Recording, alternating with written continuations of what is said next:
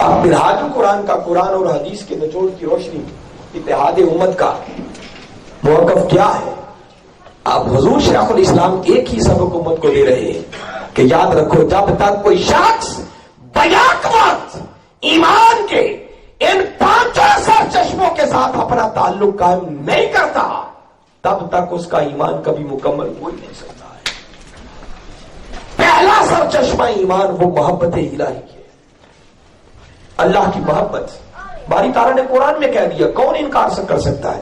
فرمایا والذین آمنوا اشد حبا للہ، مومن ہیں وہ جو اللہ سے بڑی شدید محبت کرتے ہیں۔ پھر اللہ نے اپنی ذات سے محبت کرنے والوں کی علامات، پہچانے بتائی۔ فرمایا جن کو میری محبت کی چنگاری مل جائے ان کی کیفیت یہ ہوتی ہے، الذین یذکرون اللہ قیاما وقعودا وعلی جنوبہم۔ فرمایا پھر وہ اٹھتے بیٹھتے چلتے پھرتے حتیٰ کہ پہلوؤں کے بل لیتے ہر وقت اپنے اس محبوب حقیقی کا ذکر کرتے رہتے۔ کہیں انہی عاشقوں کی کیفیت بیان کرتے ہوئے فرمایا سورہ فرقان میں والذین یبیتون لربہم سجدا وقیاما۔ فرمایا یہ عاشقان الہی وہ ہیں کہ جب اپنے مولا کے حضور عبادت کے لیے حاضر ہوں تو ان کی ساری ساری رات کبھی سجدے میں بیت جاتی ہے، کبھی قیام میں بیت جاتی ہے۔ اس مولا سے محبت کیے بغیر بھی ایمان کی خیرات نہیں مل سکتی۔ ایمان تو جنم ہی اللہ کی محبت سے لیتا ہے، مگر اس سے آگے چلے۔ پھر دوسرا ایمان کا سر چشمہ وہ ہے محبت رسول صلی اللہ علیہ وسلم، مگر ہم نے ان دونوں محبتوں میں ایک دیوار کھڑی کر دی۔ جیسے میں بتا چکا، ایک گھر صرف اللہ کا نام لینے والا ہو گیا، دوسروں نے صرف رسول کی محبت اور عشق کا دامن تھا۔ اور آج کی نوجوان نسل کو غلط تصور یہ دیا کہ بعض اللہ شاید توحید اور رسالت میں کوئی جنگ چل رہی ہے، جبکہ دوستان مکرم حق اور سچ بات یہ ہے کہ اگر کوئی شخص یہ سمجھتا ہے کہ شاید رسول کی محبت کے بغیر اسے اللہ کی محبت مل جائے گی تو سمجھو اس بیچارے کو حقیقت کی خبر ہی نہیں ہے۔ اللہ کی محبت کا سارے کا سارا انحصار وہ ہے ہی محبت مصطفیٰ صلی اللہ علیہ وسلم۔ ہماری تعالیٰ نے قرآن پاک میں فرمایا قل ان کنتم تحبون اللہ فاتبعونی یحببکم اللہ۔ فرمایا پیارے انہیں میٹھی میٹھی زبان سے ذرا بتا دو کہ لوگوں اگر اللہ سے محبت کرنا چاہتے ہو تو کیا کرو، آؤ پہلے مجھ مصطفیٰ کی اتباع کرو۔ اتباع بغیر محبت کے نہیں ہو سکتی۔ یہاں اطاعت کا حکم نہیں ہے، اللہ کی محبت کے لیے رسول کی اتباع کا حکم ہے۔ اور آپ جاننا چاہیں، میں سادہ لفظوں میں بتانا چاہوں کہ اتباع کسے کہتے ہیں۔ اتباع کا رنگ دیکھنا ہو تو کبھی پوچھو حضرت عبداللہ بن عمر رضی اللہ تعالیٰ عنہ سے۔ کسی نے دیکھا ایک دن ایک جگہ پر اونٹنی کو گھماتے جا رہے، دیکھنے والے نے پوچھا عبداللہ وجہ بھی نظر نہیں آ رہی، کیوں اونٹنی کو گھما رہے ہو؟ جواب دیتے ہیں وجہ میں نہیں جانتا، بس میں نے تو ایک دن اپنے آقا کو دیکھا تھا، آقا اونٹنی کو گھما رہے تھے، میں تو یار کی وہ صدا کو پورا کر رہا۔ اسے اتباع کہا جاتا ہے۔ فرمایا جب تک اس درجے کا میرے رسول کے ساتھ محبت اور عشق والا تعلق قائم نہیں ہوتا، یاد رکھو اللہ کی محبت کا دعویٰ محض خواب ہے جس کی کبھی تعبیر ممکن نہیں ہو سکتی۔ فرمایا اللہ سے محبت کرنا چاہتے ہیں تو آؤ پہلے رسول سے محبت اور عشق والا تعلق قائم کرو۔ فرمایا جب میرے مصطفیٰ کی اتباع کرنا شروع کر دو گے تو صلہ یہ ملے گا یحببکم اللہ، پھر اللہ خود تم سے محبت کرنا شروع کر دے گا۔ تو رسول کی محبت کے بغیر اللہ کی محبت کا کوئی تصور ہے؟ اور آج دیکھ لیں ہم نے کس طرح ان کو جدا جدا کر رکھا۔ آپ کبھی قرآن کو پڑھیں، میں جسٹ ایک دو باتیں آپ کو اشارہ کر بتا رہا۔ اللہ رب العزت کو اگر کبھی شہر مکہ کی بات کرنی ہو نا تو وہ سیدھا نہیں کہتا شہر مکہ، وہ کہتا ہے وہ شہر محبوب جس شہر میں تیرے قدم لگ گئے۔ بات میں ابھی شروع میں جہاں سے بات شروع کی ہے، اس کو اپنی قسم بھی کھانی ہو تو وہ سیدھا نہیں کہتا مجھے اپنی قسم، وہ کہتا ہے فلا وربک، محبوب قسم ہے تیرے رب کی۔ اب قرآن کو پڑھتے جائیں، ہزار کہتے ملیں، اس نے اعلان کر دیا لوگوں جس نے میرے مصطفیٰ کو راضی کر لیا سمجھو اس نے خدا کو راضی کر لیا، جس نے میرے مصطفیٰ کی اطاعت کر لی سمجھو اللہ کی اطاعت ہو گئی، جس نے میرے مصطفیٰ کی اتباع کر لی سمجھو وہ اللہ کا محبوب بن گیا. فرمایا جس نے میرے محبوب کا ادب کر لیا وہ صرف رسول کا نہیں سمجھو اس نے خدا کا ادب کر لیا. فرمایا جس نے میرے مصطفیٰ کی بیعت کر لی سمجھو اس نے اللہ کی بیعت کر لی. فرمایا میرے مصطفیٰ کا عمل وہی حقیقت میں خدا کا عمل ہے. میرے رسول کا بولنا حقیقت میں وہی خدا کی بیعت ہے. باری تعالیٰ ان سب باتوں سے کس بات کی طرف ہمیں متوجہ کرنا چاہ رہا کہ لوگوں میری محبت کے دعوے دار ہو تو آؤ پہلے مصطفیٰ کی غلامی کا پٹا اپنے گلے میں ڈالو. جب تک میرے مصطفیٰ کے قدموں سے نسبت قائم نہیں ہو سکتی یاد رکھو تمہیں کبھی خدا کی محبت کی خیرات مل ہی نہیں سکتی. جس طرح ان دونوں محبتوں کو جدا جدا کر دیا اسی طرح بدقسمتی سے ہم نے بعد والی دو محبتوں میں بھی ایک دیوار کھڑی کر دی. ایک گھر صرف اہل بیت کا نام لینے والا ہو گیا, دوسروں نے صرف صحابہ کی محبت کو اپنا اوڑھنا بچھونا بنا لیا. اس پر بھی میں اس وقت کے مجدد کا بنیادی تصور آپ کو سمجھانا چاہ رہا ہوں اور وہ بھی 2-3 جملوں میں. آگے پھر اس سے اگلا بھی ایک ہمارا اسٹیپ ہے اس تک ہم نے پہنچنا. آپ نے اس بات کو سمجھاتے ہوئے بڑی خوبصورت بات آپ نے فرمایا جاننا چاہتے ہوئے اہل بیت کون ہے, صحابہ کرام کون. تو آپ نے فرمایا لوگوں در ایک تھا اور وہ تھا در رسول صلی اللہ علیہ وسلم. وہ تھا ہمارے آقا کا گھر, وہ تھا کملی والے کا گھر, وہ تھا محبوب خدا کا گھر. فرق صرف اتنا تھا کہ کچھ لوگ وہ تھے جو اس گھر کی 4 دیواری کے اندر رہنے والے تھے. وہ جو اندر رہتے تھے ان کو آج ہم اہل بیت کے نام سے یاد کرتے ہیں. اور کچھ وہ تھے جو ہمارے وقت 24 گھنٹے اس گھر کا طواف کرتے رہتے تھے. وہ جو ہر وقت اس گھر کے چکر لگاتے رہتے تھے ان کو آج ہم صحابہ کرام کے نام سے یاد کرتے ہیں. اس گھر اور گھر کے ساتھ کسی کی نسبت کم نہ تھی. اہل بیت وہ تھے کہ جب کبھی پیاس لگتی پینے کے لیے پانی میسر نہ ہوتا تو میرے آقا کی زبان اقدس چوس کر اپنی پیاس بجھا دیا کرتے تھے.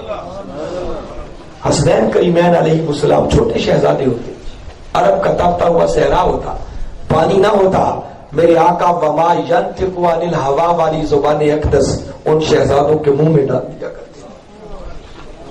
یہ اہل بیت تھے جو آقا کی زبان چوس کر پیاس بجھا دیتے.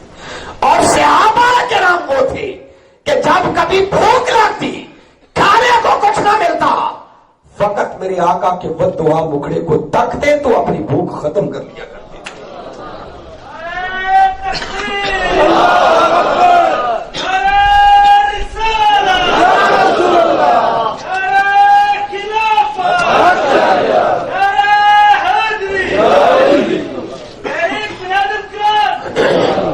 میں سادہ سی بات آپ کو بتاتا ہوں. جب ہم کہتے ہیں اہل بیت تو آپ نے کبھی غور کیا کہ اہل بیت کا معنی کیا ہے؟ اہل بیت کا معنی ہے گھر والے.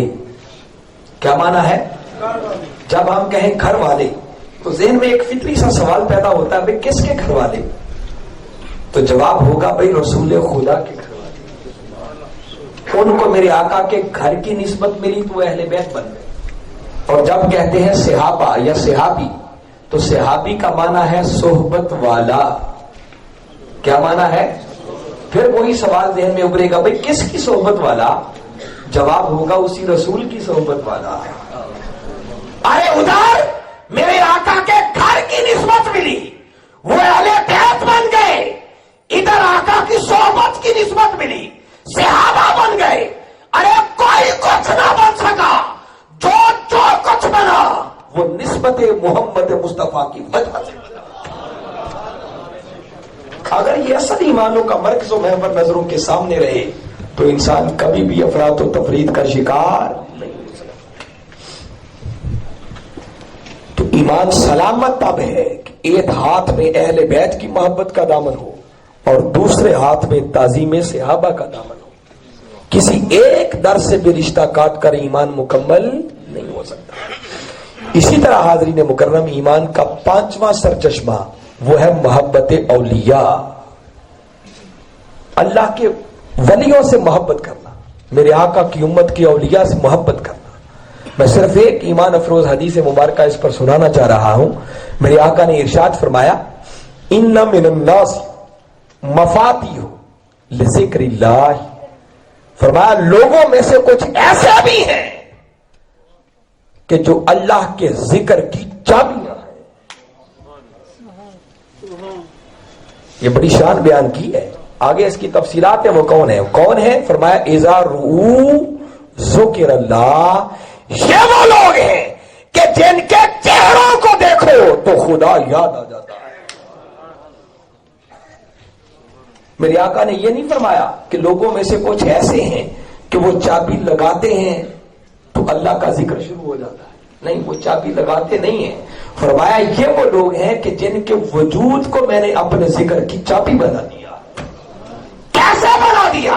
فرمایا بس ان کی صحبت میں جاؤ، ان کی مجلس میں بیٹھو، ان کے چہروں کو دیکھو.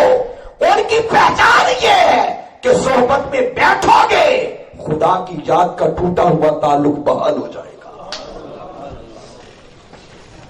یہ کون ہے؟ یہ میرے آقا کی امت کے ولی ہے، جن کی نسبت میرے آقا نے ایک مقام پر فرمایا قیامت کے دن میری امت کا ایک طبقہ ایسا ہوگا وہ نہ نبی ہوں گے نہ شہید ہوں گے، مگر اللہ ان کا ایسا مقام عطا کرے گا، ایسے اونچی ان کے لیے درجات ہوں گے، اسٹیجز ہوں گی، ان کے سروں پر وہ پوشاکیں پہنائی جائیں گی، ان کے سروں پر تاج پہنائے جائیں گے کہ جن پر انبیاء اور شہداء بھی رشک کریں گے. اب ان احادیث کی زیادہ تفصیلات میں نہیں جا رہا، چونکہ باتیں ابھی اور بھی کرنی، کبھی ان موضوعات کو سننا ہو تو ایک ایک موضوع پر حضور شیخ الاسلام کے گھنٹوں کے خطابات.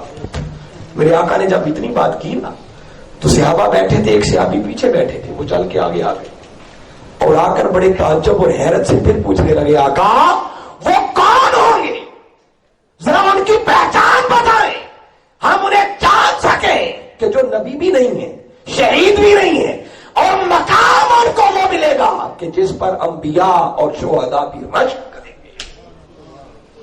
میرے آقا نے فرمایا سن لو، وہ میرے محبوب کی امت کے ولی ہیں، وہ میری امت کے ولی ہوں، جنہوں نے خود کو عبادت ریاضت کے ذریعے خود کو فدا کر دیا ہوگا، جن کو اللہ نے یہ مقام عطا کر دیا ہوگا کہ ان کی صحبت میں بیٹھیں تو مردہ دلوں کو زندگی مل جائے. یہ ایک الگ سبجیکٹ ہے کہ اللہ نے قرآن پاک کے اندر ولیوں کی شان کا تذکرہ کیسے کیا ہے. تو دوستوں میں بتا یہ رہا ہوں کہ جب تک ان پانچوں سرچشموں کے ساتھ اپنا تعلق قائم نہ کیا جائے ایمان مکمل. اب پورے کا پورا اسلام میں داخل ہونے کا مطلب یہ ہے کہ بیک وقت ایمان کے پانچوں سرچشموں سے جڑا جائے. ٹھیک ہے، کسی کا ذوق ہے وہ اہل بیت سے زیادہ محبت کرتا ہے، کوئی جرم نہیں ہے. کسی کا ذوق ہے وہ صحابہ کرام سے زیادہ محبت کرے، کسی کا ذوق ہے وہ آقا سے زیادہ عشق رکھتا ہے، رکھے. مگر ظلم اس وقت ہوتا ہے جب ہم اپنے علاوہ باقی سب کو نگیٹ کریں، کسی دوسرے کو سننے کے لیے تیار نہیں. اور آج ہمارا سب سے بڑا المیہ یہ ہے کہ ہم اپنے مسلمان ہونے کی بھی بات میں کرتے ہیں. سب سے پہلے یہ ٹائٹل اپنے لیے زیادہ پسند کرتے ہیں، میں شیعہ ہوں، میں سنی ہوں، میں دیوبندی ہوں، میں اہل حدیث ہوں، میں بریلوی ہوں. یہ حال ہو چکا ہے یا نہیں؟ آج اس پر فخر ہے کیا؟ اسلام ہمارا کیس مضبوط تھا، مگر بدقسمتی یہ کہ اس کو وکیل کمزور بھی ہے. ہم آپ مضبوطی سے اس کیس کو لڑنے والے نہ ہو سکے. آج ضرورت سمے کی ہے. اگر چاہتے ہیں کہ اسلام سربلند ہو جائے تو دوستو ایک جھنڈے کے نیچے جمع ہو کر باقی سب ٹائٹلز کو پیچھے کرنا ہوگا. سب سے پہلے اپنا تعارف مسلمان ہونا بتانا ہوگا. آج جب یہ بات کہی جائے نا تو کئی لوگوں کو یہ بات جچتی نہیں ہے، ان کے من کو بھرتی نہیں ہے، کیونکہ ہمارے مزاج ایسے بن چکے ہیں. ہم سمجھتے ہیں بس ہم ہیں، اس کے علاوہ باقی سب بتا چکا کہ ہم خود کو مومن سمجھتے ہیں، باقی ہر کسی کو کافر مشرک بنا کر دائرہ اسلام سے خارج سمجھتے ہیں. اسلام کی سربلندی کا راز اسی میں ہے کہ سب سے پہلے اپنے لیے ٹائٹل مسلمان ہونا پسند کیا جائے، باقی بات کی باتیں. یہ وجہ ہے کہ آپ کو شاید یاد ہوگا جب بنو عباس کے دور کی آخری خلافت، مستعصم باللہ اس وقت کا خلیفہ تھا جو اس وقت کے سنیوں کی سرپرستی کر رہا تھا. اور اس وقت کا وزیر اعظم اس دور کے شیعوں کی سرپرستی کرتا تھا، اور بدقسمتی سے امت مسلمہ اسی بدبختی کا شکار تھی جس بدبختی کا شکار آج امت مسلمہ ہے۔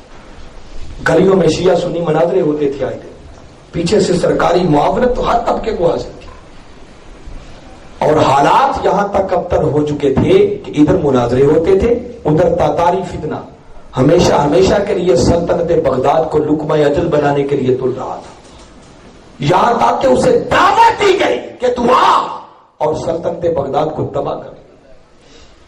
تاریخ کا ایک ایک ورق شاہد ہے کہ ہلاکو خان حملہ آور ہوا، اس کی تلوار شیعہ سنی کے امتیاز کے بغیر چلی، اور آنے واحد میں اس ہلاکو فتنے کی تلوار نے 23 لاکھ شیعہ سنی مسلمانوں کو قتل کر دیا۔ میں تو ایک درد مندانہ جملہ یہ کہنا چاہ رہا ہوں کہ دوستو، جب ہلاکو خان کی تلوار چلتی ہے، کفر اور باطل کی تلوار چلتی ہے، امریکہ کی تلوار چلتی ہے، تو تلوار کی آنکھیں شیعہ سنی دیوبندی اہل حدیث کو فرق نہیں دیکھتی، وہ تو یہ دیکھتی ہے یہ کلمہ پڑھنے والا مسلمان ہے، بس اس کا سر تن سے جدا ہونا چاہیے۔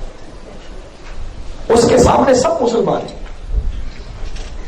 مگر ہم ٹھیکہ ہی ایسے یہ ملا ہوا ہے کہ غیروں کو مسلمان تو کیا بنانا، ہم کلمہ پڑھنے والوں کو بھی کافر بنانے پہ تلے ہو گئے، جس پر جی چاہا کفر کا فتویٰ لگایا اور دائرہ اسلام سے خارج۔ اس کا حل ایک ہے، یہ انتہا پسندی ختم ہو سکتی ہے اگر ایک بنیادی قائد محترم کے دیے ہوئے اصول کو اپنا لیا جائے، اور وہ کیا کہ بس دوسروں کو چھیڑو نہیں اور اپنی بات کو چھوڑو نہیں۔ مگر آج ہمارا حال یہ ہو چکا ہے کہ ہم اپنی بات کم کرتے ہیں، دوسروں کو زیادہ چھیڑتے ہیں، جس سے پھر قتل و غارت ہوتی ہے، پھر مسجدیں ویران ہیں، اولیاء کے مزارات محفوظ نہیں ہیں، کسی کی جان اور مال محفوظ نہیں۔ یہ جو کچھ ہو رہا ہے آج امن لٹ چکا ہے، اور امت مسلمہ در بدر کی ٹھوکریں کھا رہی ہے، ذلت اور رسوائی کا شکار ہے۔ اس کا سبب یہی انتہا پسندی ہے۔